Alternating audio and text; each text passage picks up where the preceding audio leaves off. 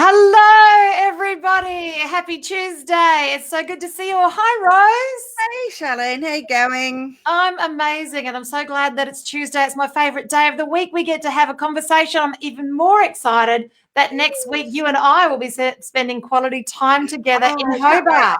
Can't wait. I know. It's so exciting. So I'm guessing the show won't be on next Tuesday as we will both be very busy. Yes, and no, the show won't be on, and yes, we'll be very busy. Yes, we will be. Excellent. Well, welcome today for our Healing Through Love show. We're here to increase awareness within the community about providing family and domestic violence survivors with a soft place to land and to offer the advice and services available to those survivors and their families. And as well as the Healing Through Love show, we hold an annual Pamper Day for survivors in South Australia and Tasmania, where local businesses paid forward to give our survivors a much-deserved day of joy. And each week on this show, we interview experts and survivors who share their personal stories and advice to those who have experienced abuse, no matter where they are on their journey. Excellent. Thanks, Rose. Now, Rose is going to be joining us behind the scenes, and then she'll jump back on at the very, very end so that we can have a great conversation. See you later, Rose. I'm so excited today. We have a personal friend of mine. We have Ash Manuel. In 2010, while teaching at a primary school as a physical education teacher in Adelaide, Ash discovered a number of people who excelled in their chosen fields, identified gratitude and happiness as their key to success and achievement. As a result, Ash left primary school teaching and decided to combine his skills as a teacher with the principles he learned and to lead these breakthroughs through growing with gratitude. That's his company. I'm very excited. Today, Ash is widely regarded as a leader in positive education. And as a result of growing with gratitude success, GWG, now he also runs leadership programs in schools as high schools focus on connecting leadership and also works with sports clubs. Hi, Ash. How are you? Hi, Charlene. Great to be here. It's so good. It's like I just saw you last week at Speakers Tribe. Exactly. Wasn't that long ago, and always good to see you at the tribe. It certainly is.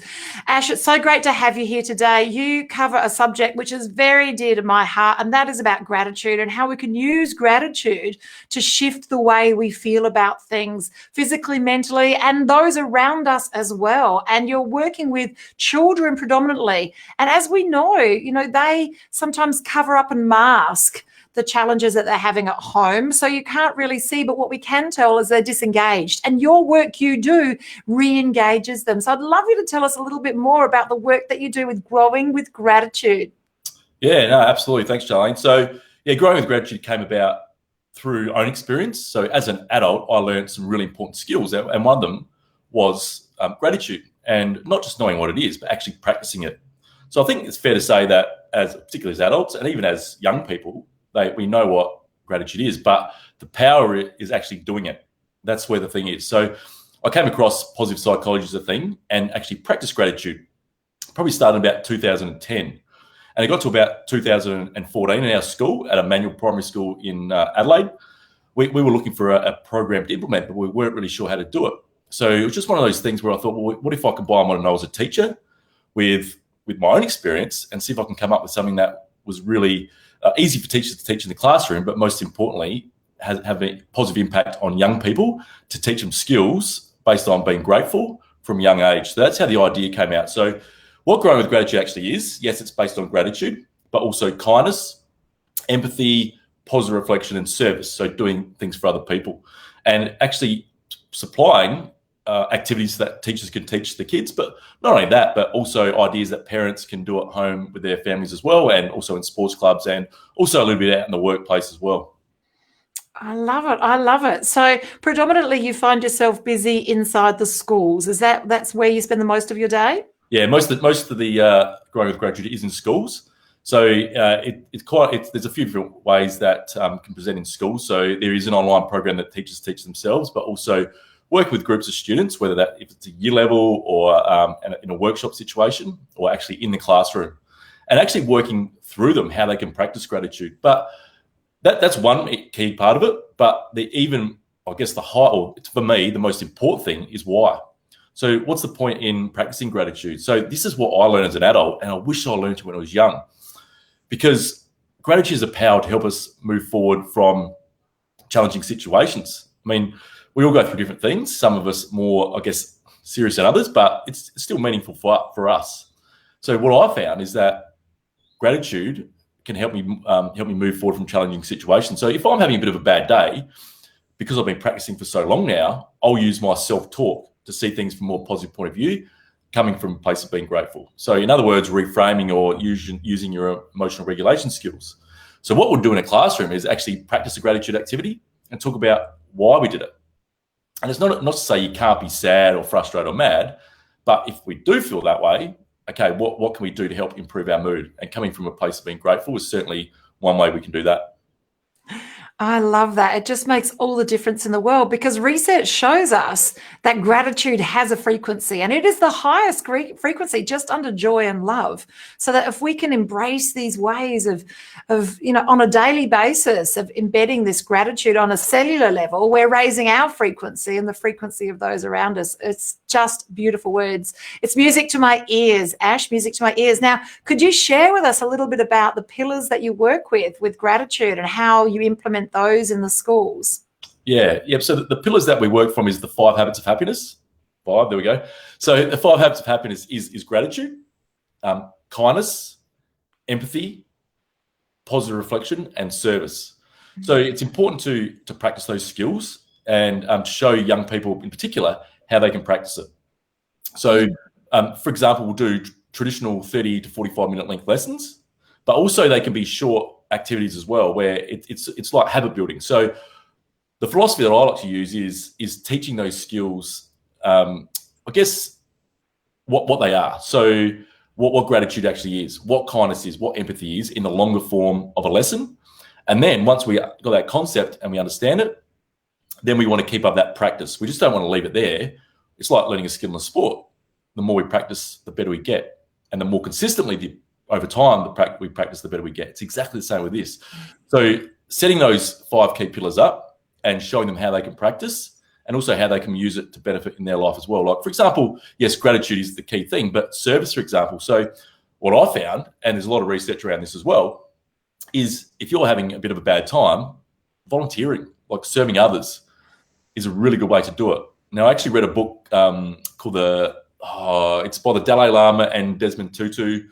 The name of it is, I can't remember, but it's a really good book. And in that book, they talk about, the Dalai Lama talks about service.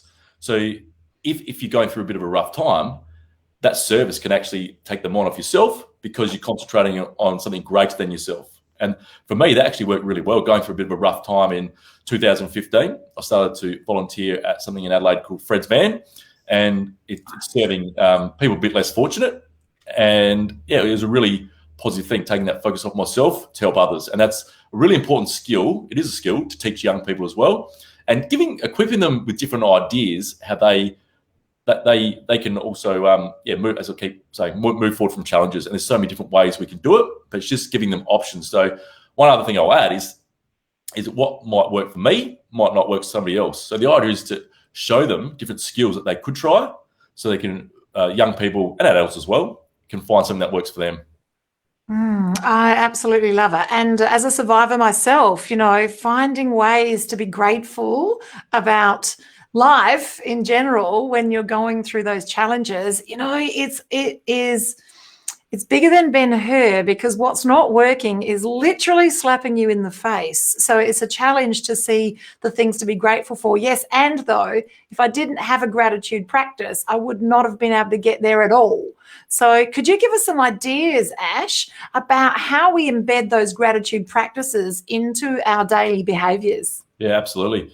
So I think we've all heard of the keeping a journal. I think that's a really good place to start. But I found that doing that over time, it did get a little bit boring. There's actually research to back that up. So I read a book called Positivity by Barbara Fredrickson, and she quoted some research that over time, it can become a bit of a chore, and it loses a bit of that, I guess, a positive benefit that's meant to have. So what she suggests in her book, after you do it for a while, so writing 3 things you're grateful for each day is a really good start. But after you've been doing that for some time, you you do lose that benefit. And so what she suggested was that writing 5 things you're grateful for once a week and be real specific.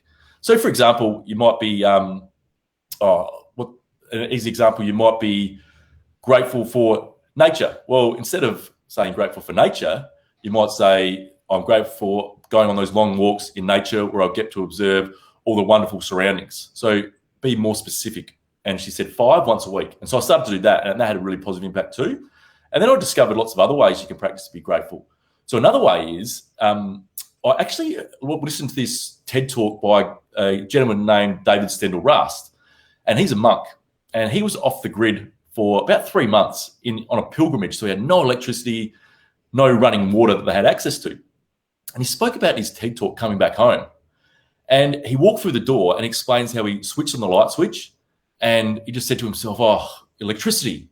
And he went over to the tap, turned the water on, and the way he explained it, he just goes, oh, water, how good's this? And I thought that's actually a really good thing, because so often, because we've had access to it, well, majority, had access to that our whole of our life, we just take it for granted. So I thought, what's a little activity we can do to acknowledge that? So one thing I love to do, it's one of my favorite activities, even to do with adults and young people, is particularly classroom, is get them to get a sticker label or a Post-it note. There we go. And what they do, they have a look around the room. So it's called Stop, Think, Appreciate. So stop. So have a look around your surroundings, and I'll take a classroom, for example, or you can do it around your home, and just have a look around at what you've got that you could be grateful for. So stop, and then stop, think. So you're having a think about it, and then actually appreciate it by acknowledging some of those things. And you actually put that sticker label on it. So, for example, in a classroom, students will often put it on a smart board that they learn from the class, or books that they have, or tables and chairs, or at home on a fridge to acknowledge that we've got something to keep our food fresh, or on our bed. But it's just a really good activity just to get us to stop and think about some of those things that we do take for granted. And I like to call it lowering the bar. So really lowering the bar of those things that we can be grateful for, because it's a really good place to start. I love it. I love it on every level. That's fantastic. And so these are some of the tools and techniques that you teach children in schools, and you're finding now that these same methods that you're teaching are very relevant to people in leadership positions. So those of them in schools as well, and then also in sports. So are there some other tips and techniques that you can teach us outside of the Post-it notes? I love that idea. Yeah, absolutely. So I think there's so many different ways we can practice gratitude, and I think traditionally we've got the journal. If we do have a gratitude practice, it's a really good start, as I said before. But there are so many different ways we can, and Stop, Think, Appreciate activity is one of them. One of my favourite ones is also a gratitude letter. Now, I'll just go back a step. So I like to think about gratitude in 3 areas of our life. So the people we have in our life that we can be grateful for, the opportunities we have, and the third one is the things in our life. And things are pretty general, like things like having food to eat, having a bed to sleep in, those type of things. And people in our life might be family members, friends, teachers. And then those opportunities could be, for a start, particularly for young people, getting them to understand going to school is actually a privilege. Understanding that. Because we take that for granted a lot. And I often talk about that to young people, like we do take it for granted. And I'd share the story. I was exactly the same. So when I went to school, I took it for granted because our teachers were always there. The school was there. Our classroom was set up. If you actually look back and think about it, going to school is actually a privilege, and to be educated. So just thinking about that. So one of the other things I love to do is write a gratitude note. Now, it's another common thing, but again, we often say thank you. And I think most of us in society are pretty good at saying thank you. But to take it to the next level, writing a gratitude note to someone is a really powerful way to practice, and actually putting an envelope and giving it to them. So it's a two-way thing. Yet it's so often people don't feel appreciated.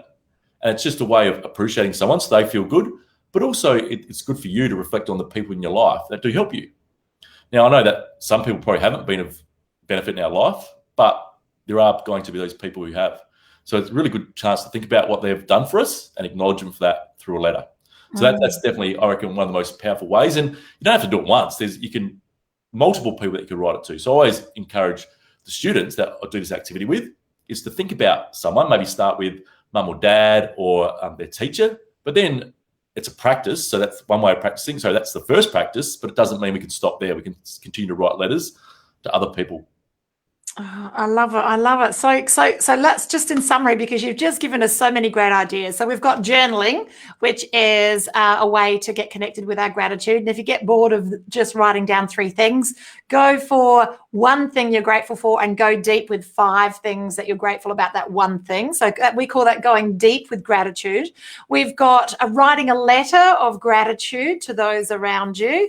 And then we've got the beautiful Post-it notes that you can stop, think, and give appreciation to, and put those around the room. And every time you see those Post-it notes, it reminds you to have that feeling of gratitude. I love it. I love it. I love it. And this is just the tip of the iceberg for the things that Ash takes the kids through.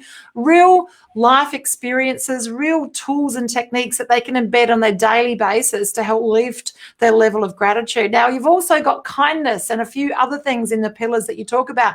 Yep. Have you got some great tips that you can share today about any of the other pillars? Absolutely. Could I just give one more? I forgot on gratitude now, because everyone's going to get this. So at the end, I believe that there is some takeaways that gifts that you can have, and one of them is actually a set of gratitude wall posters. So another way you can practice is in the classroom or at home. Set up. I've got A4. So basically, each letter of gratitude, and then wall underneath is a separate piece of paper. So it makes up the words of gratitude wall. And the idea is that you put up Post-it notes. So you might, as a family, choose to set up a gratitude wall in your home, and then daily or weekly, you might choose to do or add to the wall. A good thing to do as well is ask different themes of what you can be grateful for. So it could be, as a family today, we're going to write a person that we're grateful for, or maybe today we're going to do something we're grateful for in our home. So you can be a bit more specific about those questions to the young people. And also if you've got really young kids, another way to say gratitude is lucky to have. So who are the people in your life that you're lucky to have? What are the things that you're lucky to have? It's a really good introduction to gratitude. So I just wanted to add that one in for gratitude. Now, for the other pillars. Now, one of the other pillars in particular is positive reflection. Now, this is one of my favourite ones. It was probably the second favourite out of the 5. We shouldn't have favourites, but it is positive reflection. So if you actually think about it, have you ever felt that maybe 7 or 8 great things happen in a day and then one not so good? As humans, what do we tend to focus on? Well, we have negative bias, so we absolutely incorrectly focus on the wrong thing. Yeah, absolutely. And that's why the 6 o'clock news is 95%. It's 95% negative. Exactly. Because it rates, as humans, we're actually wired to focus on the negatives. But there is research out there to suggest that we can train our brains to focus on the positive. So positive reflection, I like to call it, is a really good habit to get into. So one thing I started to do in about 2004, must be about 2015, was keep a notepad next to my bed. And what I did was to spend 1 or 2 minutes writing about the best part about my day. It could have been anything. It could have been the best part about my day was getting up early and going to the gym. And being a bit more descriptive of that was about 10 seconds, but going into a bit more detail. And there might have been 1 or 2 things to add to that as well. That happened across my day. That was really good. And then after I wrote for 1 or 2 minutes, I wrote down 3 ways that I helped someone else. So it could have been buying my friend a coffee, or picking up a coffee cup at the cafe and taking it back to the counter. Just something small but helpful. And then the other thing I used to write about was 3 ways I help myself. So what do I do to help benefit my life, add value to me? So it could have been reading 10 pages of a book I can learn something from, or going to the gym, or eating a healthy meal. So how that worked for me was starting out that process. I knew that each day before I was going to go to sleep, I would do it. So I knew that I had to do things that were going to be beneficial to other people, myself, and I wanted some good things to write about as well. So there's also research on top of that to suggest that our last thought before we go to sleep is positive, we tend to wake up in a more positive frame of mind as well. So positive reflection is a really good practice. Now, an alternative to that is also, not alternative, but sharing that idea with your kids. You can actually get them to write it down or ask those questions. What's the best part of your day? Or been probably with some young people, a bit more specific, because even as an adult, I'm a bit guilty of this. If my parents ask me still as a 42-year-old, how's your day? The response is often good. That's it. But if you be a bit more specific and get them to draw out a bit more of a response, it's a good way to train our brains to focus on the good things. And also ask them how they help other people today. What do they do that benefit themselves as well? So writing it down is probably the most powerful way, but definitely verbalizing it and talking about it as a family or however you would like to do it is a really positive way. And also in the workplace, like once a week at the end of the week or whatever it might be, sitting down as a team and writing down what was the best part about your week at work, how did you help 3 colleagues, what did you do to benefit yourself in the workplace perhaps. So there's positive reflection is a massive one. I love it. I love it. There's so much. You could go so deep with all of this. And this is part of what you offer in the program. Now, from my understanding, it's a 5-part program. Is that right, that the schools get? So as I mentioned, those 5 habits. So there's an online program that, apart from me going and doing the workshops, teachers have access to the 5 Habits of Happiness program for primary schools. So those 5 habits I spoke about was gratitude, kindness, empathy, positive reflection, and service. And they go in there, access the login area, and can teach those lessons or teach lessons based off those 5. And there's about 10 lessons per age group, plus little short 2 to 10 minute activities. So when they're not teaching those actual lessons, just in a general day-to-day, they can include it into their daily schedules. So it might be at the start of a day doing a 2 to 10 minute activity, because when we say do 10 of those activities, so 10 of those lessons, okay, hypothetically, term 1, the teachers do 1 a week for 10 weeks, then those lessons are finished. So we just don't want to stop there. We want to keep that practice going through short 2 to 10 minute length habit-forming activities. I love it. It's so fantastic. Just to think that we can increase the positivity for the children at this level in the schools and help them be more resilient and help their level of self-worth and self-acceptance and self-esteem, everything on every level. And it all starts from this space of gratitude and growing with gratitude. So your business is aptly named Growing with Gratitude. I'm looking forward to you working more with the leaderships and also with the schools and also with the sports clubs. I think that's really what they need to see, especially with everything we've been through with the COVID challenges, bringing this level of appreciation to, hey, we're still alive. There are so many things to be grateful for, as you say, electricity, water, and everything else in between. And it's great. I love this all. Now, you've got some things today that you're going to be sharing with our listeners. Could you maybe tell us the freebies that you're giving us today? Yeah, so I mentioned before about the gratitude wall posters. So they're a really good thing to use at home. So do you know what? I think, Charlene, you're the same. I've got posters all around my living room, like with goals and visions and stuff like that. So depending on where you want to put it in your home, it could be even one of your own room or wherever it is. But yeah, put them up. A bit of blue tack will do the job. Grab some post-it notes, and you can start that process. It's a really good way to practice gratitude, as well as those other things we mentioned, whether it's a journal or the Stop, Think, Appreciate activity. And also there's a set of, it's called the Growing with Gratitude Badges I Can Earn posters. So the badges I can earn are things like, for example, I showed appreciation, or I tried something hard, or another one is I did something kind. I showed empathy. So there's 12 badges altogether. And the idea is that if your child demonstrates those skills, they get a badge. So there's a couple of ways that you can do it. So the badge is actually a whole A4 poster, or I've got 6 badges on each A4. So 2 A4 posters with 6 badges each, and you can just cut them out so they're more like a badge size rather than a whole poster. And yeah, and as I said, the idea is to, I guess, recognise your child for doing some of those habits if you see them doing it. So it's just a bit of acknowledgement and reinforcement of a positive behaviour. I love it. That's fantastic. So now we've got a link here in the chat that Rose has put together, and it's also going to be in the description of the video and obviously on the description for our YouTube channel as well. And you just press that link and they just send the email details. Is that right? No, it's just like that. No, just it's just a PDF link. So you don't have to even do that. Oh, so Rose has popped there. Don't forget to look above the comments for the gifts that Ash has shared with us today. That's fantastic. Ash, thank you so much for jumping on today and sharing with us Grow with Gratitude. Just out of curiosity, there are going to be people here that are listening that might want to approach their school and tell them a little bit about your program. How can they do that to get their school or their children involved in this Grow with Gratitude program? Yeah, absolutely. So you can contact myself. So info@growingwithgratitude.com.au. That directly comes through to me.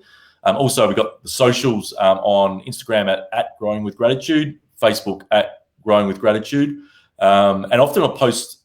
Often I post things on Instagram, LinkedIn, and also Facebook on the Facebook page, and give things away like the gratitude posters or the badges. And actually, last night I posted a couple different empathy posters. So what it means to be an empathetic team member. So that's in the classroom or in a sporting club or even in a workplace as well. So they're always try to give away something once every week or fortnight, mainly as a poster or a lesson idea through those channels as well.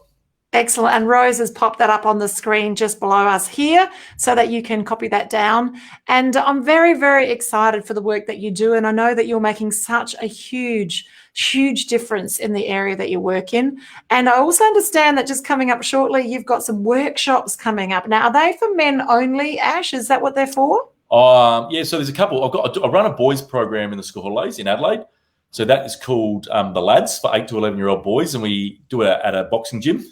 So a part of it is physical activity. So we do get on the bags and do a bit of punching, have specialists come in. I'll run a gratitude session, empathy session. We have a couple of guys that come in and run a movement session. So we do challenges through movement. The guy, Simon, who owns the kick and box gym at Stepney, will take them through a fitness circuit and boxing. So it's a really fun day to teach boys, 8 to 11-year-olds, some really fun skills, but also have some fun on the day. And then also for the adults, we've got a teacher workshop coming up in August, which is also in Adelaide, and it's about gratitude and empathy culture within your school, but also showing you how to embed a positive education / wellbeing program across your whole school as well. So that's coming up in August. So there's a few workshops coming up.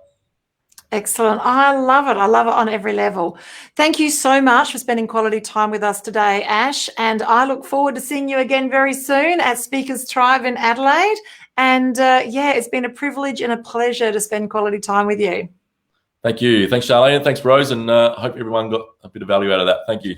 Absolutely. Thanks, Ash. Now, Rose is going to be jumping back on with us right now because we'd love to share with you what's happening with Healing Through Love. Rose, can you share about what's happening in Tasmania? Well, next June, which is Men's Health Awareness Month internationally, there will be a men's retreat down here in Tasmania. I am reaching out to several people at the moment who can help me to organise that. And we're looking at sort of like getting a men's circle together with a talking stick or a rock or whatever so that they can share their stories. And the retreat will be for men who have been through family and domestic violence or even sexual abuse as a child, and they just want somewhere to reach out and to speak. And there will be qualified counsellors there to hear your stories and to help you. Oh, I love it. I'm so excited. And next May, we've got another one coming up in Adelaide, our Healing Through Love Pamper Days. And in the meantime, what we do is that we collect goodies that we package up into pamper packs and get to the girls who are escaping the situation. And so we're a bit excited. We're just on the collect right now for little bits and pieces, all personal care items that we're making, and we're putting them in beautiful bags and getting those to the girls in need. We are also looking for people who offer some type of service, whether it be any type of healing or coaching, anything that can help people who are surviving, women who are surviving, moving through that process, and they want to thrive through the process and become warriors. So if you offer some type of service, please reach out to Healing Through Love. We'd love to interview you here on our fantastic Healing Through Love show. Rose, I think that's it for us today. It is, yes. That's about all we have. Yeah, and we're also looking for sponsorship as well. If because we fund our Pamper Days, me and Charlene, out of our pocket, and we would like corporations, businesses, whatever, to step up and improve their social footprint and help us out with having these Pamper Days and Excellent. venues, of course, as well. Absolutely. All of this and more. So reach out to us. Thank you so much for joining us today for Healing Through Love and being involved in our Healing Through Love as either an exhibitor or as a volunteer. Thank you to everyone who stepped up in May to help us bring a beautiful Pamper Day. And I'm looking forward to working with you moving forward. Healing Through Love, you can email us at htladelaide@gmail.com. And be sure to join us next week at 1 o'clock. We'll see you then. Bye for now.